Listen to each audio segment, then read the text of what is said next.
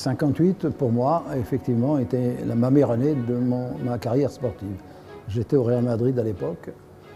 Bon, les résultats ont été exceptionnels puisque c'est la deuxième fois qu'on a gagné la Coupe d'Europe. 58, c'était aussi la Coupe du Monde. La Coupe du Monde, on termine troisième. Juste Fontaine marque 13 buts. Je suis censé être le meilleur de cette Coupe du Monde. Je pense que c'est pas mal. C'est pas mal, d'autant plus qu'à l'époque, les journalistes ne donnaient aucune chance de cette équipe de France. On s'était qualifié difficilement. Moi, j'étais au Real. Ils estimaient que je prenais la place d'un joueur. Moi, ça me faisait quelque chose à l'époque. C'est vrai de me mettre de côté. Heureusement, il y avait un sélectionneur qui s'appelait Nicolas, qui a dit, il n'y a pas de question, vraiment, il faut qu'il vienne, il faut qu'il soit avec nous. À la suite, vous la connaissez, hein, puisque on a réussi vraiment de terminer troisième. Bon, troisième, c'était pas notre place.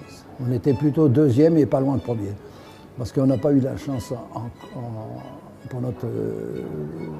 pour essayer d'avoir de battre le Brésil. On a joué à 10 assez rapidement. Ouais, il y avait Pelé, mais Pelé, il arrivait ça faisait quoi? Il avait joué, c'était son deuxième ou troisième match. Il avait 17 ans et demi à l'époque, donc il était tout jeune. Par contre, il avait un entourage d'exception. Il y avait des joueurs de grande classe. Ils avaient les meilleurs joueurs du monde. Mais enfin, on n'était pas loin. Non? Donc ça a été vraiment pour tout le monde, pour la France à cette époque-là, un exploit. Moi, je n'ai jamais dit que c'était un exploit. J'ai toujours dit, on était à notre place parce qu'on avait les qualités pour. On a gagné 3 Coupes d'Europe, mais en plus, on a perdu un match en 3 ans. C'est quand même exceptionnel. Et c'est un match qu'il ne fallait pas perdre, puisque c'était contre l'Atlético de Madrid. Le président à l'époque, M.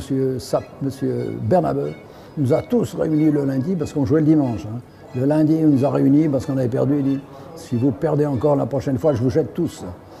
Et là, il n'a pas eu besoin de le faire. Vous savez, les buts, hein, c'était pas mon fort. Vous savez, quand vous dribblez un joueur, c'est difficile. Hein. Quand vous en dribblez deux, bien sûr, ça fatigue, mais le troisième, vous êtes presque mort. À ce moment-là, on est content d'avoir quelqu'un qui vient vous relayer. J'avais des joueurs, heureusement, à cette époque, bon, il n'y avait pas que Juste Fontaine. Mais enfin, c'était le meilleur quand même, parce que j'étais content de le retrouver dans mon chemin.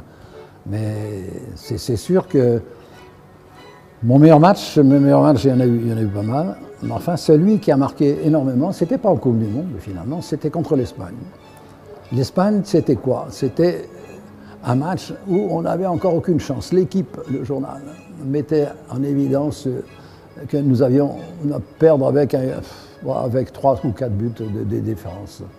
Alors là, ça ne nous a pas plu non plus. Heureusement, nous avions un entraîneur à l'époque qui s'appelait Albert Batteux. C'était la première sélection de cet homme qui a fait toute sa préparation avant le match, juste un peu de temps avant, en nous montrant le titre de l'équipe. Et effectivement, ça nous a suivis. Ça nous a concentrés plus. Et là, je peux dire peut-être que c'est mon meilleur match de ma carrière. C'est là qu'il y avait un journaliste anglais qui s'est trouvé, bien sûr, à faire l'article. Il m'a désigné comme le Napoléon du football. Pour ça qu'à partir d'aujourd'hui, depuis un bout de temps, je vais en Corse. Mais pour gagner le Ballon d'Or, il faut être champion, bien sûr, mais pas que champion de club.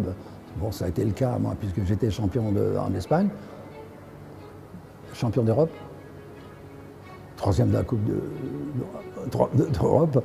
Il faut ajouter tout ça, et bien sûr, c'est que là que j'ai été désigné le Ballon d'Or.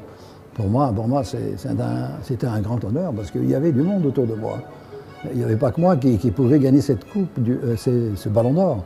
Il y avait Di Stefano, Puskas et d'autres, bien sûr, qui étaient là et qui auraient aussi peut-être mérité plus que moi. Mais enfin, moi j'ai eu la Coupe du Monde que certains n'ont pas fait. Là, à chaque fois que je m'en vais, personne ne peut le voir. Ben oui, il faut quand même le cacher. Mais enfin, il est peut-être moins beau que celui que je vois aujourd'hui, mais enfin, il est bien plus doré. Je crois qu'il y en a un peu plus d'or dessus.